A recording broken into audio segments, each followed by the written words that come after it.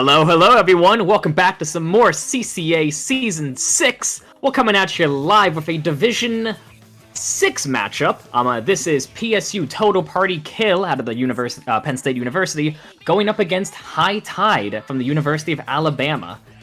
It's a Week 5 match, so we're in the home stretch of the group stage. TPK is currently 1-3, so they are out of contention for playoffs. They're really just here for some extra fun and to maybe see if they can get a bit of an upset. Especially against High Tide, as they are 4-0 in the group stage, looking to get that clean sweep, secure that first seed spot, and then hopefully have a great run in playoffs. My name is Nikki. I'm here joined by my good friend Nova. How you doing? I'm alright. Dehydrated. Dehydration goes crazy. Fair enough. Yeah. Well, hey, if you're talking about dehydration, this first map mode should put you in an even worse mood, because there's a lot of water here. We're going to Splatoon on Mahi Mahi Resort. I love drinking cool water. I mean, what? Certified classic, I'd say this one is. Some people love it, such as myself. Some of us hate it. Shoutouts to our good friend J Money. I don't know, how do you feel about this map mode, Nova? I'm personally a big Mahi Zones fan. I don't quite know what it is, but I mean, I like Zones and I like Mahi. So, you know, and I personally like this map mode because those reasons. I'm stuttering. It's all good. Yeah, I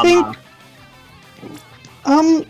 Actually, speaking of Jay, I believe he has said before, like, this is a good midline map, because it is very flat and there is not a lot of cover in mid. So you have mid-range weapon like a Nautilus or 96. Can be pretty strong here. I know a lot about that one. But I mean, yeah, Yeah, no, I would say the defining trait of this map mode is just how small it is, especially before those first 40 points are off the table, before the water level drops. It is a very constricting map mode, and it makes a lot of those displacement specials, especially things like sliders, splashdown, strikes, rain. They can do a lot of damage, as there really isn't a lot of places to run to. Once the water level drops, things get a little bit easier. Teams now have a second way to drop into the zone that isn't just like a death trap. But lockouts here can be quite aggressive. So we're going to see if either of these teams are able to move up into that aggressive lockout position and maybe try to set up for an easy knockout.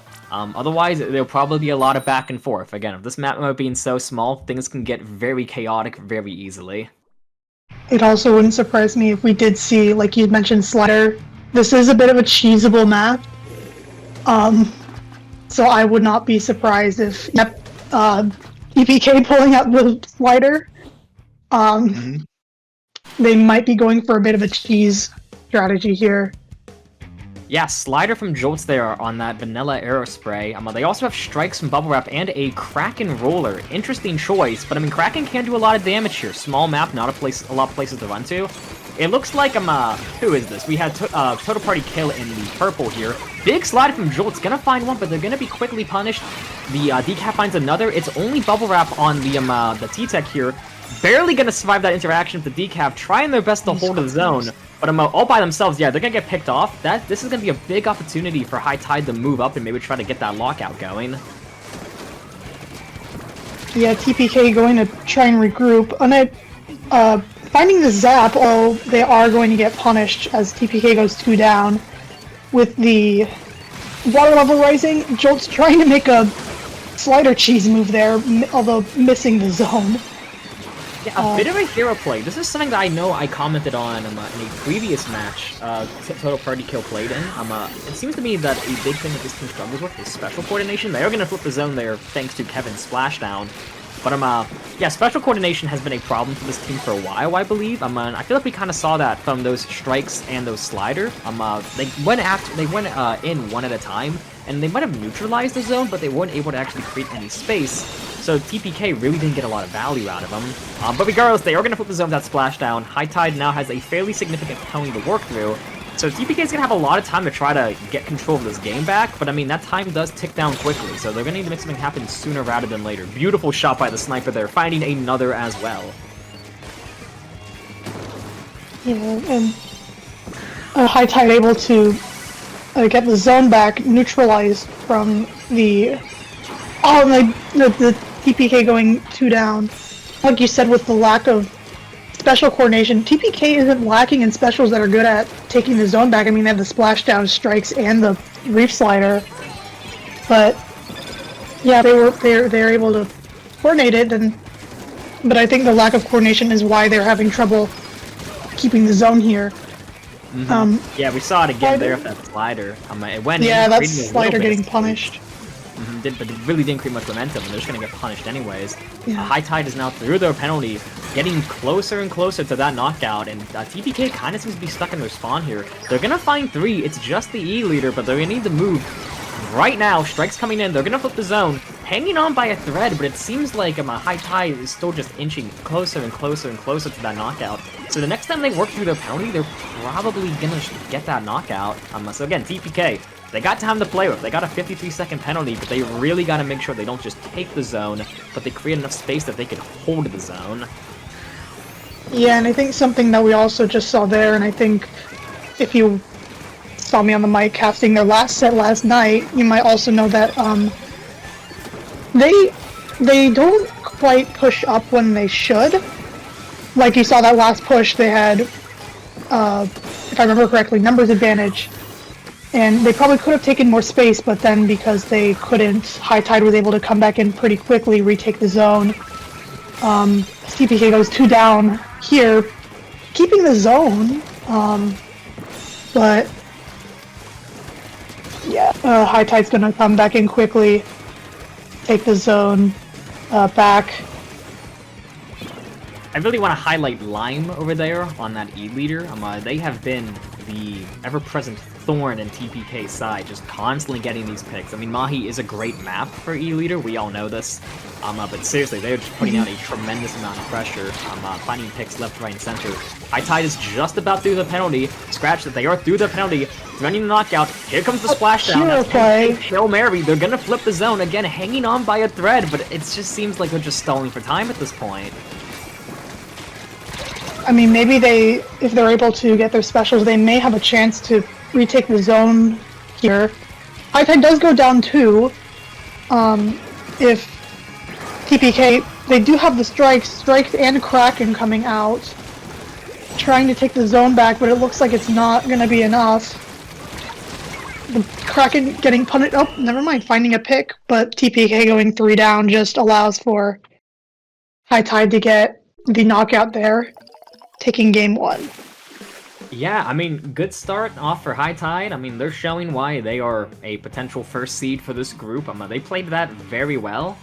Maybe didn't get the lockout they were quite hoping for, but I mean, when PSU has slider, strikes, and splashdown all able to flip the zone at a moment's notice, it's pretty difficult to really hold what am I trying to say? It's pretty hard to actually hold the zone throughout all of those specials, especially if they're being popped up in rapid succession of one another. So frankly, I think they played that just about as well as they possibly could have. Maybe they should have pushed up a bit more to make sure TBK couldn't get those specials online. But I mean, like, still, I mean, you gotta remember, we are in Div 6. Some mistakes are bound to happen here and there. I always say, like, these lower divs in CCA, it's a lot like the Wild West. Up in like divs 1, 2, and 3, a lot of teams know these map modes front to back. They know the strategies they should be doing. But down here in like these lower divs, anything goes, frankly. Speaking of well-established strategies, we're going over to TC Inkblot. Now, Nova, let me ask you this: if you were to describe this map mode in a single word, what would that be? Bats, bats, bats, bats, bats. It's all about I bats. Care to explain? Yeah, so especially here, I know if you've been on one of PSU's competitive teams, you've probably had it drilled into your head that on this map you want to take the bats area, which is kind of like if you're like, say, respawning, it's that kind of L-shaped area that's directly on your right.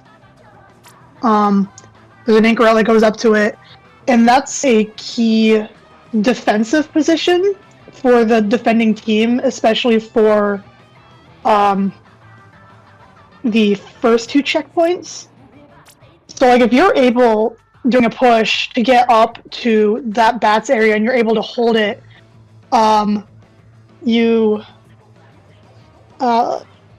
if you're able to hold that bats area, the defending team will have a much harder time stopping your pushes. So having at least Absolutely. one, maybe two people up there just to hold the other team back is huge, and you can get a lot of points by doing that. I think you said it very well. Bats is the key defensive location the enemy team wants to hold to stop the tower. So if you have some aggressive players holding down bats, making sure the defending team can't get in there, you're effectively removing their ability to defend the tower. Bats is such an iconic key location that, in my opinion, like it is the key location you use to describe, or it is the key location you use to teach the concept of key locations to new players. I know that was it in my experience way back in CCA Season 3. Shout outs to Mayor, miss you dearly. I remember you using bats as an example for like the definitive key location. But yeah, no, like bats seriously is where 90% of this game gets decided. If teams get in the bats early and aggressively and they establish that hold, they're probably gonna steamroll right through those first, second, and potentially third checkpoints. But I mean, obviously, like it's a pretty difficult position to get into. Teams either have to take the long way up an uninkable slick and then up another ramp, or they have to take the faster, although very risky path through the incline on the left. So it's pretty difficult to get in there, so that's where teams want to focus their specials. Looking at the comps, we see a Range Blaster Ditto, TPK opting for the Vanilla Range Blaster, High Tide opting for the Custom Range Blaster. Love to see some cracking weapons coming out. Honestly, a lot of changes. We see a Ballpoint Nouveau, the Decav is out again, Wiper Deco, lots of crazy stuff. Interesting to see how it's going to play out. Looks to be an early advantage for High Tide right off the start, though. Yeah, TPK going 2-3 down. Quickly pushing up, it looks like this Decav is trying to take bats along with their blaster. Pop the bubble, though, going down to the V-Range Blaster. All of this cracking going up here, getting 2 picks. Looks like, I believe TPK was able to reclaim their bats, although it's possible that someone from High Tide was able to go back there. TPK not really focusing on reclaiming their bats very much. As High Tide has just kind of steamrolls through, and it looks like, yeah, they're able to get a knockout. Frankly, exactly what we described. They got in the bats early, and then from there, it was just Knockout City. Looks like TPK kind of fell into a bit of a, what am I trying to say, a feed stagger loop. Yeah, they kept going in one at a time. And obviously, like, a 1v4 is a situation you never want to find yourself in. Also, I'm just now noticing shoutouts to the coordinated victory emotes. Love to see it. But yeah, really great showing from High Tide. They really just held forward and never looked back and just cleaned up shop with them. Again, once again, showing why they have had such an amazing record so far. Something I neglected to mention at the beginning of this set is that across the entire season, of course, they're 4-0, but within each of those first 4 sets, they've only actually dropped a grand total of 3 games. So High Tide, like they're showing us firsthand why they have such an amazing record. It's gonna be an uphill battle for TPK. I mean, losing 2 games, especially one as decisively as that, it's got to do a number on your morale. But like, stay calm, stay focused, stay locked in. You never know when something could happen, especially as we move into Rainmaker on Manta. A map mode where, in my opinion, frankly, anything can happen on this map mode. You got 2 routes to go, one on the right, one on the left. The left route's a lot safer, but slower. The right route, through Sneaky, very fast, gets you that first checkpoint very quickly, and sets you up to take the final checkpoint very easily. But it's very difficult to establish a hold around that checkpoint, just because there's a kill pit behind you, a wall to your left, a kind of like death pit to your right. It's a tricky spot to establish a good defensive hold in. But if you can pop the Rainmaker and you get that momentum, it's very easy to steamroll things from that first checkpoint all the way to a knockout. And seeing how High Tide has been choosing to play these first 2 games, especially that last one, I wouldn't be surprised if that's the strategy they're going to elect for. I don't know, what do you think of this map mode? Yeah, I like Manta Maria. It is one of my favorite maps, at least personally. It would surprise me that since they are up 2, like, hey, even if they normally do go, say, to the left, they could maybe be like, hey, we're up 2, why not just try going to the right this time? Or shout out to PSU Goober's local Rainmaker main Kasonic, who will, as soon as the Rainmaker is popped, grab it and just go to the right, and somehow making it work. I'm not sure Dude if... has an agenda, okay? I mean, don't question them. They know what they want and they know how to do it. But we're loading into Game 3. Gonna see if there's any comp changes. There were a lot last game, so I wouldn't be surprised if we see a few more. On the side of High Tide, we have the... Oh, no, that is TPK, excuse me. 96 Deco on the side of High Tide. I respect you, Lime. That's my favorite gun. And running special power. So, He's showing no favoritism there at all. No, not at all. I mean, listen, you don't see a lot of 96 these days. Nowadays, it's all about Squeezer and some other midline shooter. Let me have this one, okay? It looks like they're pre-painting the route on right, so, I mean, it looks like they know exactly what they want. I also want to highlight the Welsh string on the side of High Tide, specifically the vanilla one, probably to take advantage of those hammer buffs. But DPK is already 2 down, they're taking that checkpoint on the right, and it doesn't look like there's anyone over there to really stop them. So if High Tide plays this well, they might just be able to run it straight to a knockout, especially with TPK being 2 down. They were actually 3 down at that point. That might have been a delayed wipe, with TPK trying their best to hold High Tide off.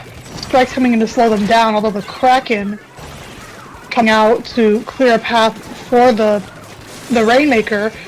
Three members of TPK going after the Rainmaker, able to find that pick. It looks like High Tide's push might be getting shut down here, as they have been pushed back into mid. That was a really nice back from Kev there to force the last couple of players back. Vac is a special that, you know, has a mixed reputation, but I mean, like, Kev plays a lot of Jet Squelcher, they know what they're doing with it. It looks like TPK is starting to find their footing, they got a clean pick there, moving back in the mid of those strikes as well. The Rainmaker is going to be set, so they're kind of back at square one. Might be down a lot of points, but honestly, like, they could have lost a lot more. I think their defense there was surprisingly pretty solid. Looks like someone's gonna pick up the Rainmaker though, maybe a little bit early. Yeah, they ran right into a whole bunch of enemies. Hammer's gonna find one. Still looking to create that space. That's 2 down, 2v2 actually, so these next few picks are gonna decide a lot. Bulbrap's moving very aggressively on the Zap. Gonna find a clean pick there. Another one there ready for them. Let's see if they can win this interaction.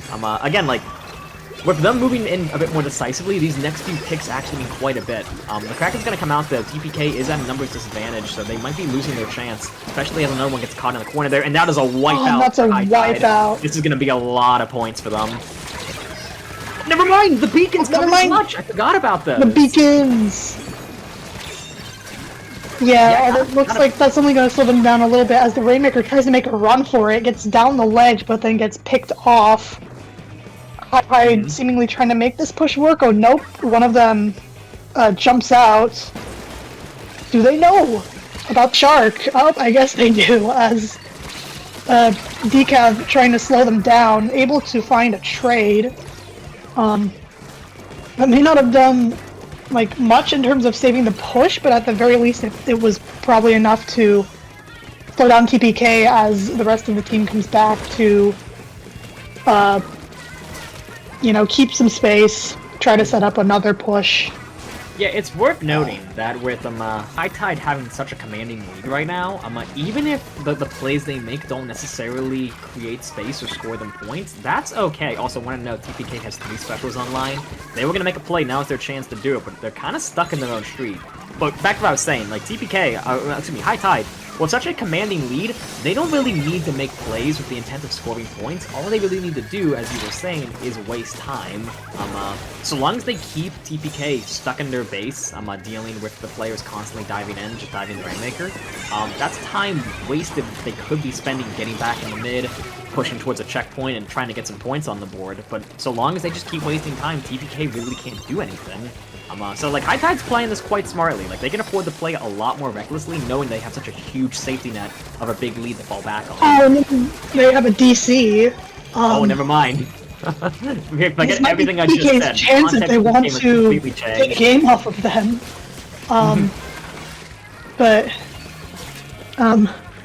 Yeah, it is worth noting that by now we are deep enough in this game that these players can't like the rules won't permit these teams to just like, oh man, like cancel the game, start over from scratch on a clean slate. Once the game has gone past that 2-minute, 30-minute mark, they are forced to play this out. Luckily for them, they're only playing about the last minute in a 3v4, but like obviously like a 3v4, even if there's only 10 seconds left, is never ideal. But I mean, we'll see. I mean, Hypnova's been doing a fantastic job so far. Even when they're down a player, they may very well still be able to hold down the line, especially with such a commanding lead. Right, and especially since TPK still needs to get a checkpoint with only 15 seconds left on the clock. And, you know, I personally think that, like, getting the Rainmaker past that ledge is usually a pretty good, like, game-winning push. So, but, I mean, TPK is able to get this checkpoint, you know, and they may have the chance of taking the lead here if they're able to get those picks, but it looks like they're all bunched up there. No, Rainmaker going for it! Rainmaker they get the lead! Able to get the lead at the last second. If you're high tide, you hate to see that. Like, DC in the last minute that cost you the game. I mean, but who knows, right? I mean, like, PSU, they did seem to merge better in that last minute. Maybe the, oh, do they also have coordinated victory emotes? I love both of these teams. They know how to put on a show.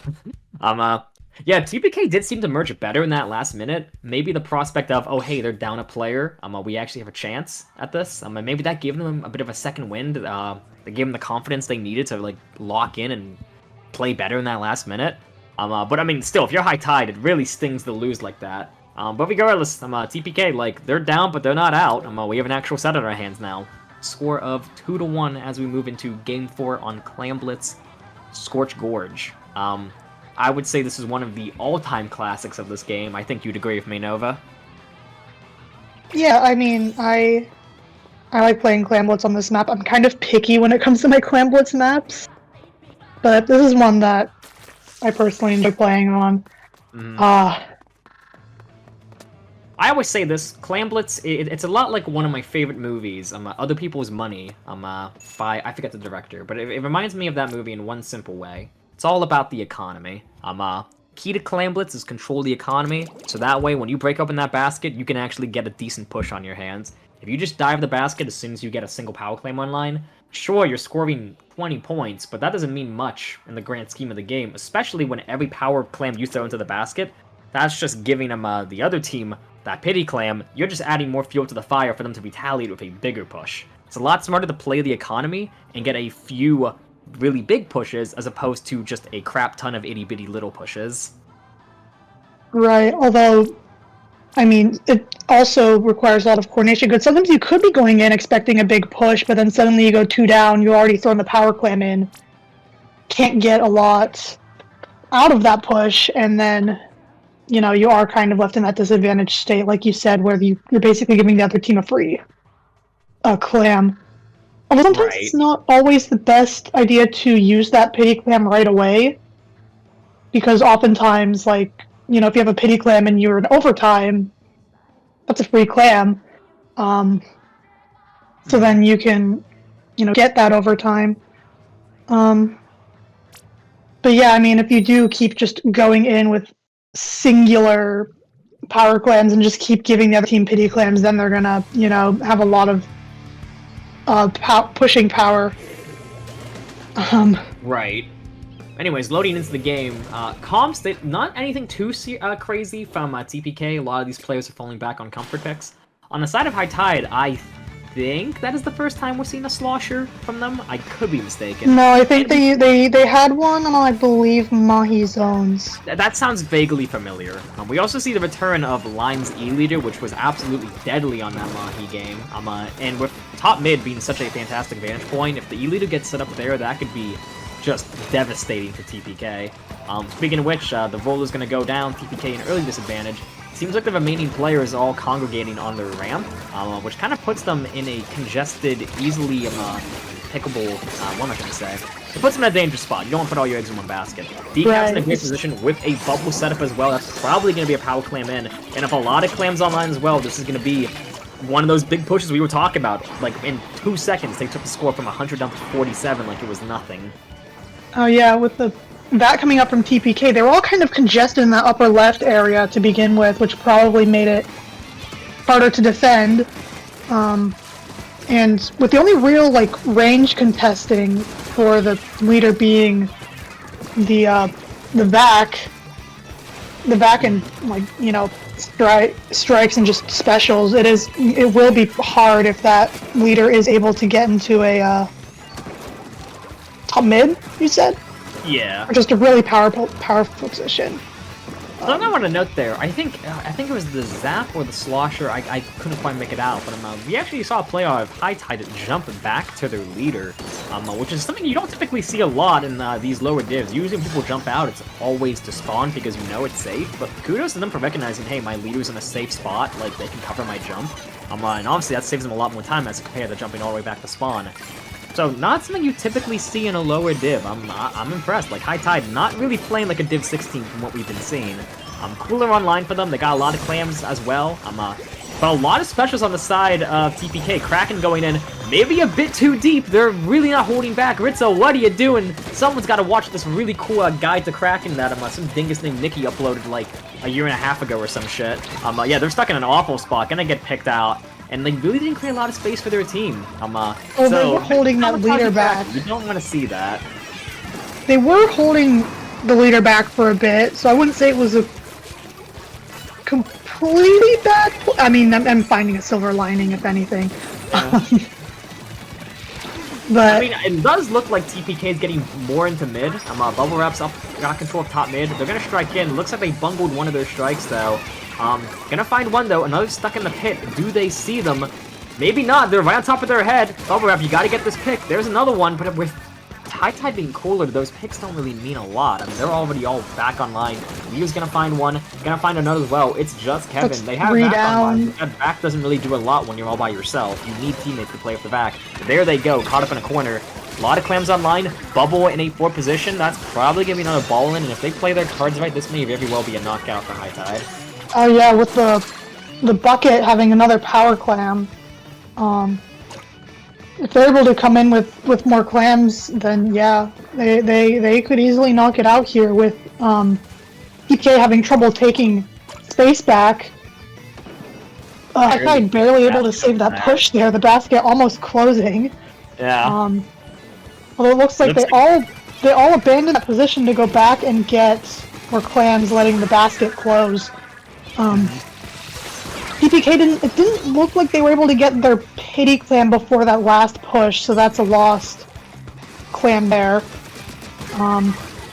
Frontline Jet Squelcher finding a pick here. The exact same thing. I want to highlight the decav there for a minute, by the way. I want to say Java was the tag I saw. Yeah, Java. So? Yeah, going on an absolute tear there with the decav in TPK spawn. Kept them back for a really long time. Once again, seems like we're seeing the situation a lot. It's just Kev all by himself with a vacuum that, I mean, it is a special, but it really doesn't do a lot on its own. That's going to be the basket open again, and if not a very big penalty, this looks to be a knockout. 12, 9, 6, Yeah, 3, 2 more. 0. Yep. Ooh, boy. I felt like TPK was kind of stuck in their spawn that entire game. They had a few opportunities to get back in the mid, but every time they were just immediately pushed out by that leader. They really didn't have a lot to get him out of there. Yeah, I mean, I think I mentioned this earlier, but it looked like TPK's only real tools to get rid of the leader were specials, and sometimes if you have a really strong backline player on the other team, then you can't... Sometimes you can't just rely on specials. Sometimes having a main weapon or a sub-weapon to get rid of them would be... It's more reliable, I'd say. Especially because when the specials you have are like strikes, vac, sometimes it can be hard to get rid of those strong anchors. Mm-hmm. Yeah, for sure. But hey, score 3-1. We're in a match point situation for High Tide. One more win, and they are guaranteed for playoffs and guaranteed that first seed spot. So I imagine the energy in their VC right now is electric. And TPK, could very well be their last match of the season that counts for any statistical purposes. They're going to be they're going to be fighting for their lives here. In terms of stuff to see on Splatzone's Ramen, similar to a lot of Zone's maps, honestly, in this game. This one's pretty lockout heavy. If teams secure the zone and they move up into that elbow area, corner, ramp, whatever you want to call it, if you move up into that forward position, it could be really difficult for the team at disadvantage to get back in without use of specials. Now, speaking of specials, I do want to say, as a VAC enthusiast, this is one of the very best maps in the entire game for VAC. So I'd be very surprised if we didn't see Kevin's Jet Squelcher come out. If he can get set up in that choke point, up on elbow with vacuum, he could do a lot of damage with that. But again, it all depends on if they can even get into that lockout position. And given what we've been seeing, TPK struggles to move up even when they have that advantage, when they have that numbers advantage. It's going to be difficult. We see all the members of High Tide readying up basically immediately, so they seem very confident in their abilities to just get this sweep. But we'll see. I don't know, Nova, do you have any additional thoughts on this map mode? Never mind, we're rolling right into it. Well, I mean, I was going to say that Kev is probably going to play the custom Explo here, because I think he normally plays that on zones. Yep. Damn it, Kev. And it looks like High Tide sticking with the same comp that worked the last game. And, you know, I think this is also the same comp that TPK used on Brine Water the other day with, I think, a V-roller instead of a crack-on. I would like to note the golden aerospray on the side of TPK. I believe that is their first time pulling it out. Nice splashdown, showing its defensive utility on a backline like Explo. Seems like they're trying to get in. Jolt's unfortunately whiffing the kill on the Slosher there. That would have been absolutely huge for them. Slosher gonna find another one with some beautiful flick shots. Now if Strike's online, they're gonna be able to clear off that elbow, and yeah, we're seeing High Tide do exactly what I was describing. Getting up into that aggressive lockout position. Gonna double back to take care of the aerospray. Forced to pop Booyah. It's probably not gonna do a lot without any team support. Bit of a hero play. Yeah, no, this is really not good for TPK. They need specials. Here they come.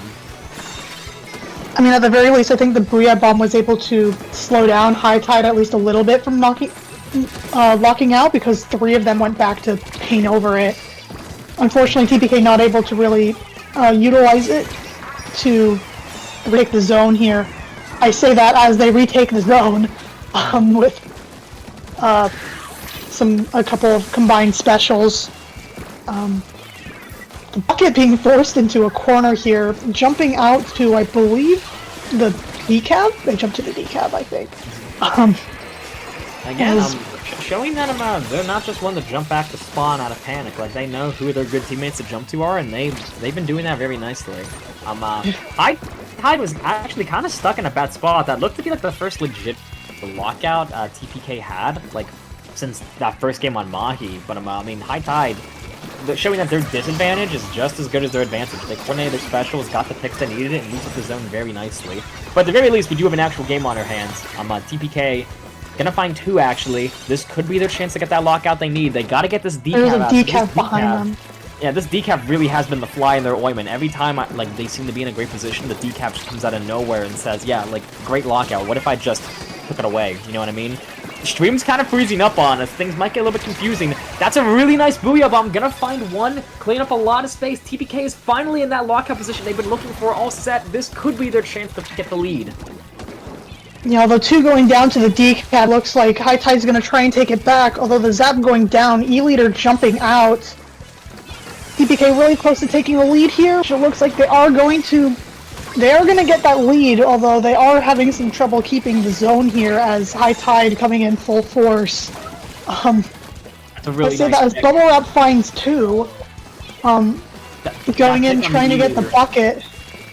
Looks like High Tide's in a bit of a panic here as they're just trying to paint over this zone as TPK is about to knock out, and then they go, and they say that as they go 3 down. High Tide taking the zone back, buying them some time to try and get that lockout like you said earlier. Yeah, great play by High Tide, hanging on by a thread, coming all together in the 11th hour to flip the zone right when they needed it. And with a pretty low pounding in their hands, they're going to be threading that lead relatively shortly, if not for the strikes. We're kind of seeing a repeat of what we saw on Mahi zones. TPK just has so many retake specials between those strikes, bubble wrap, the booyah from Jolts, and the splashdown. from Kevin. Like, every time High Tide takes the zone, like, it's not long. It's inevitable that TPK's gonna have a retake special within the next couple of seconds, basically. And because of that, it makes it really difficult for them to actually hold on to the zone. It's just that now the tables are kind of turned. Now that TPK actually has the commanding lead, their strategy of just slowing them down, like constantly flipping the zone to make sure they stay in penalty for 90% of the game is actually working in their favor. Although they might be starting to lose it. I mean, High Tide about to work through the penalty. They have a special online. Kraken's gonna get canceled. They need a Booyah Bomb. Here it comes. They gotta flip the zone while they can. Putting it in front of the zone. That's gonna clear a lot of space. Big splashdown. Hanging on by a thread. Like, this strategy of just constantly retake specials. High Tide is having a really hard time breaking through, but that's the wipeout they needed. Wipeout. This is a dangerous situation for TPK. They really gotta play patiently, build their specials, stay calm, and push as a team here. Yeah, especially what they need especially right now is Booyah Bomb and strikes. Booyah Bomb coming out with the strikes, trying to take the zone back here. The decav going down, zone being contested.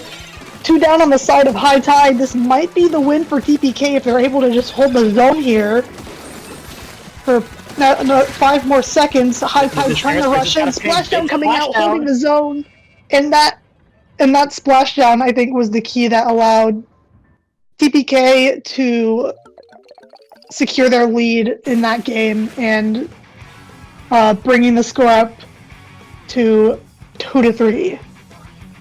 Good stuff from TPK. I mean, if not for that win on Manta Rainmaker, which again there was a DC involved there, the how that game would have gone is frankly ambiguous because we'll never know.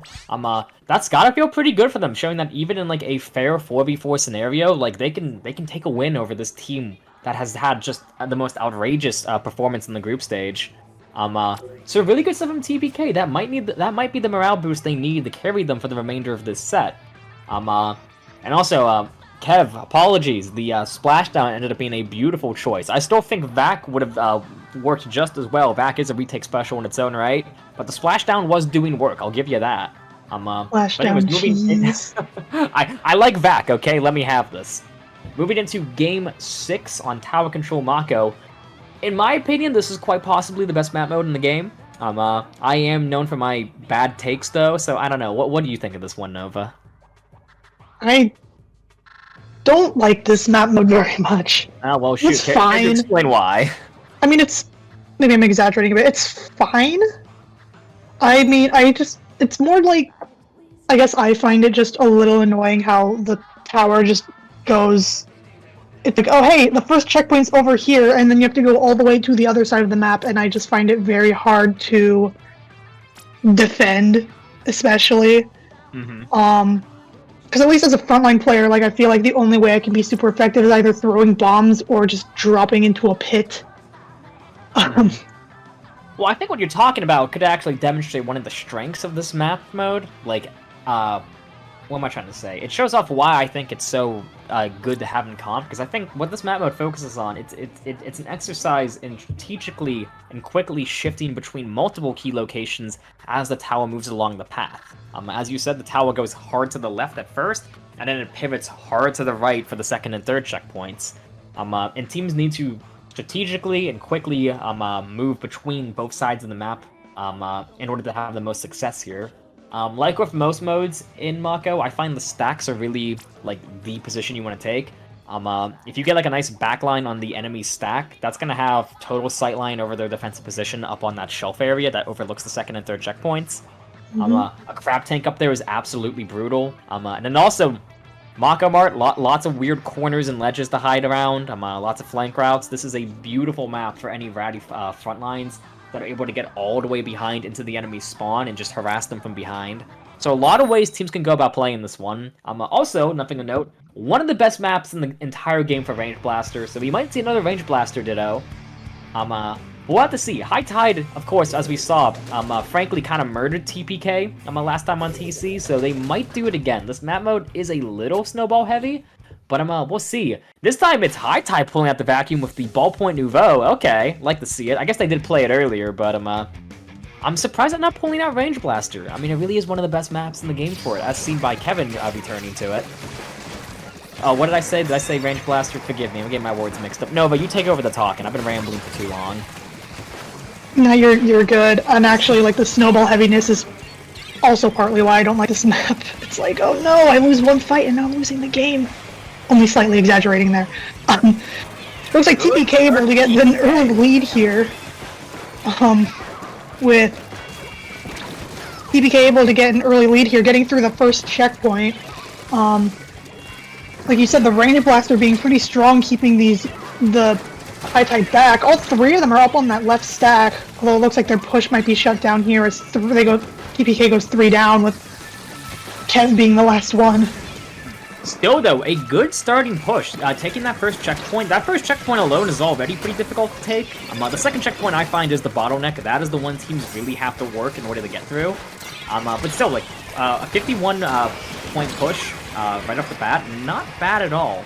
It is worth noting, as you were saying, the Range Blaster is very strong here, but I feel like the Range Blaster should not be the one riding the tower. They're much better positioned underneath that shelf area, just kind of harassing the enemy team from below. Because, as I'm sure we're all aware, blasters and ledge poking, it's what they excel at. By riding the tower, you're kind of putting yourself in an exposed position where you can't safely peek that ledge.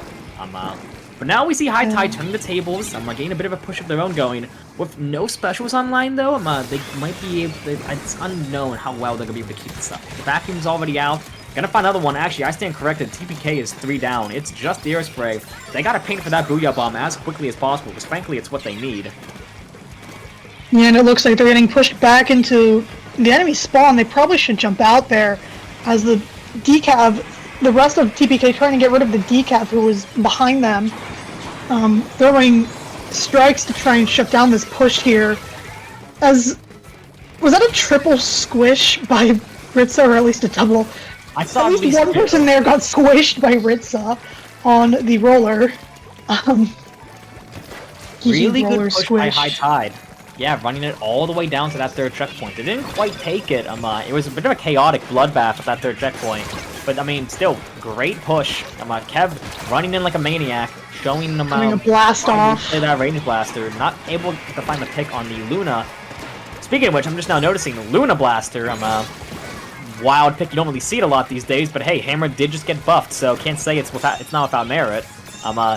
What on earth did we just see? DC again. You just saw the Luna Blaster DC. Although I think, like last time, they're gonna have to play this out. I think TPK having a little bit more time compared to the Manta game, but they still have a long way to go. Since they have a higher score to beat compared to last time, and especially on tower control, it'll be a lot harder to get to that low score because of how slow the tower moves. The Arrow Slay coming in, getting a pick there, though they're probably going to come back pretty quickly due to the cooler. TPK still trying to make this push work. Strike coming out, the ballpoint going down. There's only one left on the side of High Tide, as TPK making this push work. Ooh, this is dangerous. Yeah, TPK having a lot of momentum with a bubble on tower, and this Range Blaster, again, just completely shutting down this defensive shelf position. I still think Kevin shouldn't be the one riding the tower. They're very exposed. They're going to get taken out just shy of taking the lead. But still, I mean, like, they're getting points, although frankly, they have only a minute left. So, like, their next push, they're really going to need to make this next push count, because it may very well be their last. Yeah, I think I agree with you there. I'd almost rather see maybe the air spray or even the roller riding on the tower instead of Kev. Strikes coming out, taking out the ballpoint. Looks like this is going to be TPK's last stand. Here as they try to get the lead here. Decav causing chaos in mid, taking out 2. Meanwhile, it's just Kev on the blaster, and he is also going to be taken out. That's 3 down on the side of TPK. They're going to have to rush this tower here if they want to have another chance at a game-winning push. Looks like Java's trying to get a bubble on tower. If they do, yeah, it's probably going to secure the game, finding one more for the road, and with that, the game, High Tide wins the set, going 4-2. And with it, securing the not only the playoff spot, but the #1 seed in their group with a flawless record, going 5-0 in the group stage. Fantastic stuff from them, frankly. Yeah, congrats to High Tide for their win here. And TPK played. I mean, I think TPK played pretty well as well. They were able to kind of say, hey, you know, you guys may be the #1 seed in our group, not dropping any sets. We're not going to make this one easy for you. You know, they had a couple of close games. They were able to take that win without needing, the help of bad internet. Yeah, speaking of which, I'm High Tide. If I have to offer you guys any advice, because frankly, y'all are looking fantastic. You should have a pretty good shot in the playoffs. If I had to give you guys any advice, it would be from Apollo, I believe, to get their freaking internet checked out. Like, come on, $20 a year. What the hell's going on at this game? No, I'm joking. Y'all did great. I mean, someone on my team played in a Taco Bell and they didn't DC at all. So. Okay, that's a little concerning. And first of all, who? Wallace? Their power went out, so they played one of our sets in a Taco Bell. I'm pissed off enough that they would. Yes, we lost that set. How did you guess? Yeah, I'm pissed off enough that they would even go to Taco Bell. That food is rank. But then not only to go to Taco Bell, but to play their set in Taco Bell. That is just. I mean, they had to. We had a lightning storm, so like the power went out. His home. Bro had to go to a Taco Bell. And then 2 of our other players had to play in a hotel room, so... Yeah, bad Wi-Fi can affect your set sometimes. Before we get too distracted, am I stupid or did I see a substitution on the side of High Tide? That could just be the one... Yeah, I believe I'm Fenry Sulfur, that I do not recognize that name. I believe they're pulling him out for the Playoff 7, which does make sense. First of all, we should clarify, we are doing Playoff 7. I don't think we've said that yet. Of course, these games do not have any statistical purpose. They're not going to get logged for anything. We're just here for some extra fun, some extra practice, and of course for High Tide to take a bit of a victory lap. Always feels good. And also maybe for TPK to take one more for the road. You never know. But a great use of the Playoff 7, because again, these games don't have any statistical meaning, they're not logged for any purposes, it's a great time to pull out weapons you've been meaning to practice more, try experimental comps that you're too afraid to try in an actual game that has stakes, or in this case, to maybe pull some players off the bench and give them a shot with the main roster. You could treat the Playoff 7 games a lot like a scrim, because there are no stakes. Like, if there was any time to experiment, now's the time to do it. It's also a great time to pull out, like, Quad Undercover Brella. We might see some of that from TPK. I mean, this will be their final game of the entire season. So if there was ever a time to be silly, now is... Not only is now the time to do it, it's their last chance to do it. So we'll see what kinds of stuff we see. Super Chumps. They might do Quad Super Chump, and if they do, I will, I don't know what I'll do. They'll be my favorite team. I'll do something bad. Wave goodbye. Thank you, Mayor. Always loved it. It's a Penn State tradition to play this one in the last game of the set.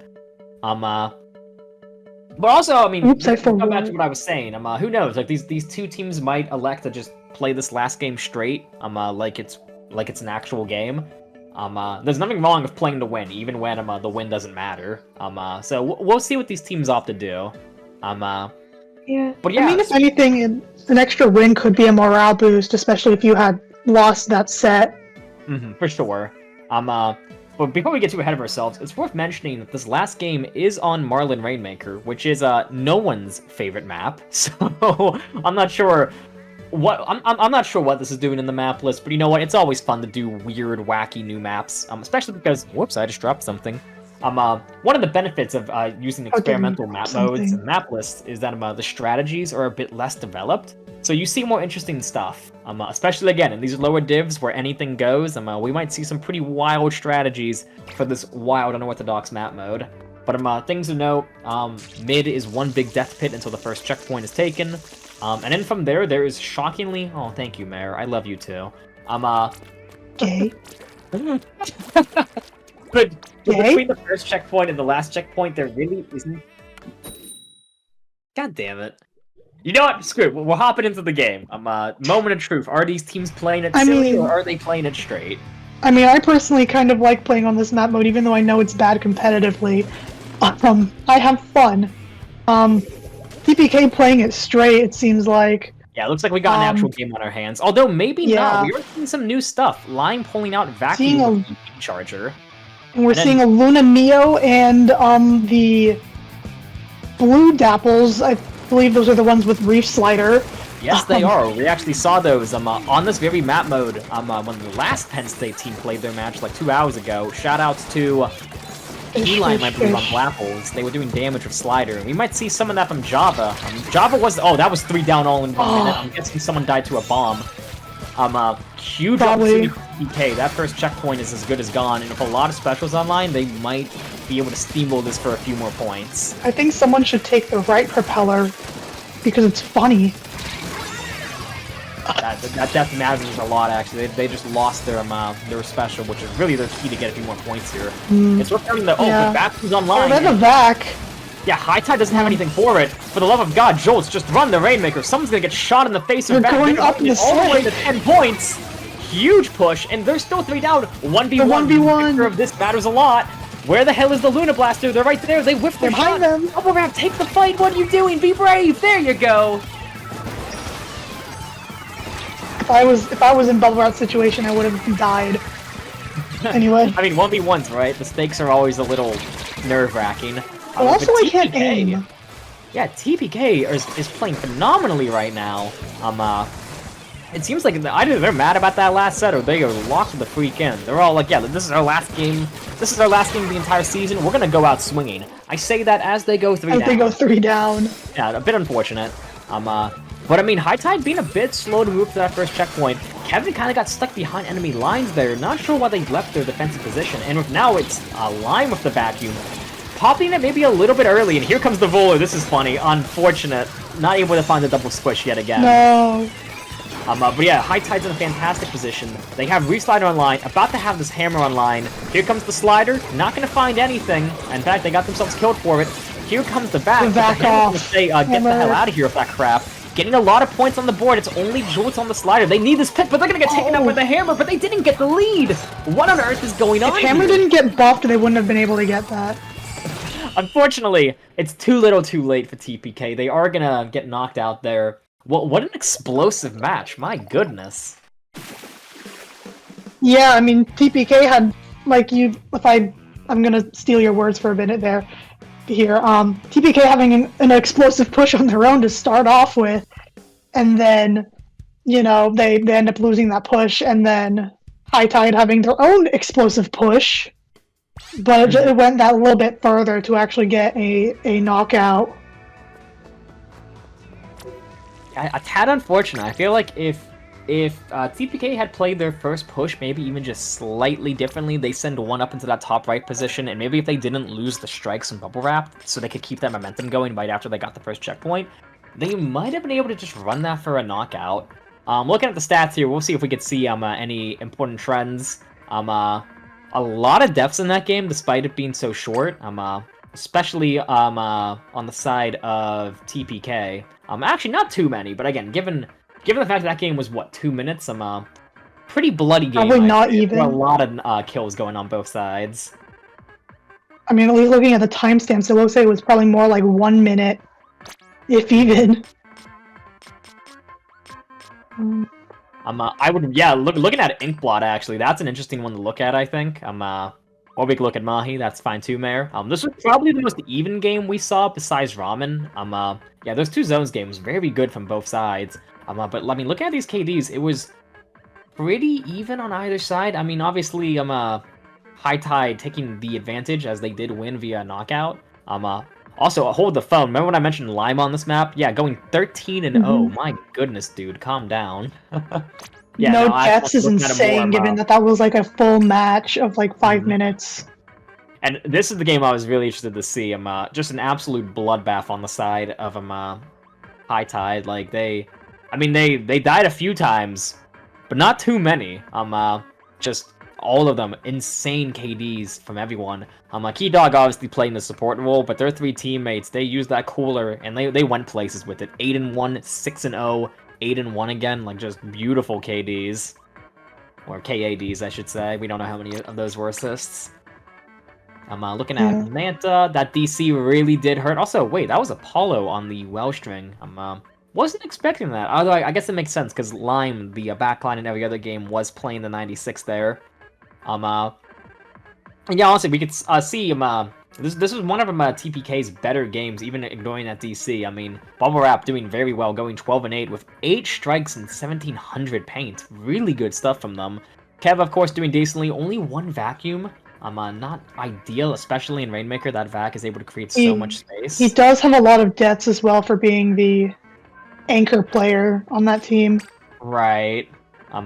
Another game, Lime, my goodness, dude, playing the backline role exceedingly well. 12-4. I mentioned Java this game as well, and no surprise, their KAD is absolutely beautiful. 17-6.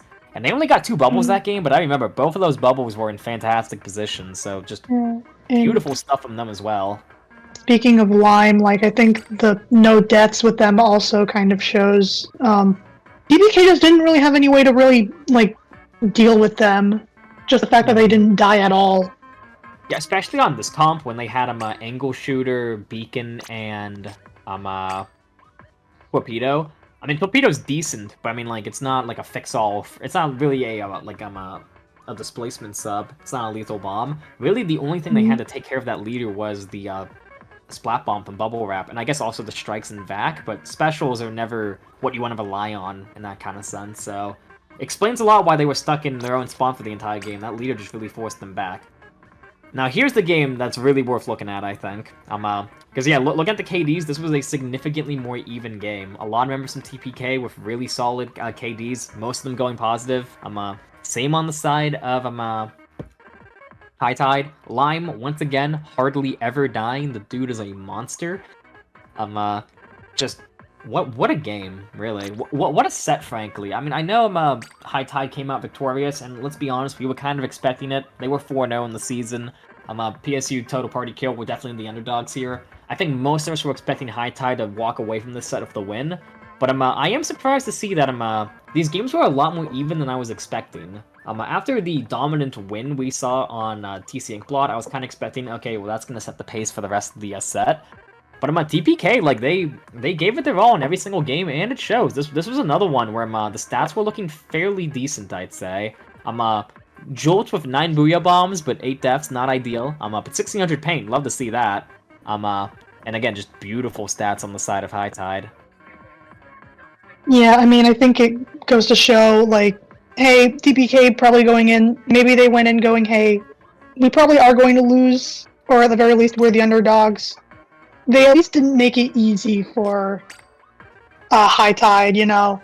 Absolutely. With most of those, if I remember correctly, most games being at least somewhat even. Even managing to take a game off of them without the help of the DC.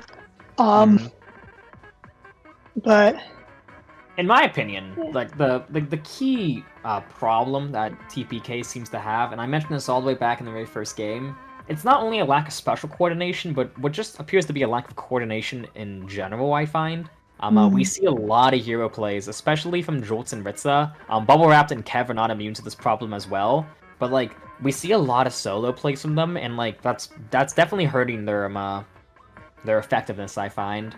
If they just slow down, like lock their minds in place and work together, like they pop their specials with people instead of just pushing using their specials when they have them, they could be a lot better, especially because, like, I mean, we see it from players like Bubble Wrap, Kev, Jolts, and Ritza. Like, they have the mechanical chops. Like, when they take good 1v1s, they usually come out on top. It's just a matter of the team play in general. Also, Kev only having 400 paint that game. That's a little odd. Maybe they were pushing the Rainmaker a lot. I'm not sure. I already forget, frankly. We've been rambling on for a while, but I mean, overall, final thoughts. High Tide, congrats on the win, congrats on your first seed position, and congrats on your playoff spot. I'm looking forward to see what y'all can do in bracket. TPK, y'all had a good run, a good season. not gonna make that playoff spot. We already knew that going into this game, but still, y'all gave it your all, and it shows. Hope you had fun. Nova, do you have any final thoughts on either of these two teams? I mean, you kind of said everything that I would have said. I can't shut up, forgive me. No, you're fine. I guess just congrats on High Tide for the win. Good luck to you guys in playoffs. TPK, y'all had a good run. You guys are also like super cool. And yeah, like heart for TPK. You know, maybe between now and next season, maybe TPK can go and do some grinding, get your stats up. Then maybe next season you'll roll higher and have and then improvement. Yippee! English hard. Before we sign off for the night, a few more things to mention. First of all, Nova, where can the lovelies find you? Is there any shameless plugging you need to do? Well, I primarily use Discord, but if you're not in the PSU or CCA Discord servers, I do have a Blue Sky account, at Hypnova SPL. I don't have anything there yet. I literally made that account like a week ago, but Counts. Maybe I'll figure out, like, I'll find stuff to put there. You do raise a good point, though. To anyone watching this, if you enjoyed what you saw, and if for some reason you were not in the PSU Splatoon Discords or the CCA Discords, get in there. So many wonderful people y'all can interact with, a lot of fun stuff to get involved with. Do it as soon as possible. I don't know, if you're watching this, you probably already are in both of those, but if for some reason you're not, get on it.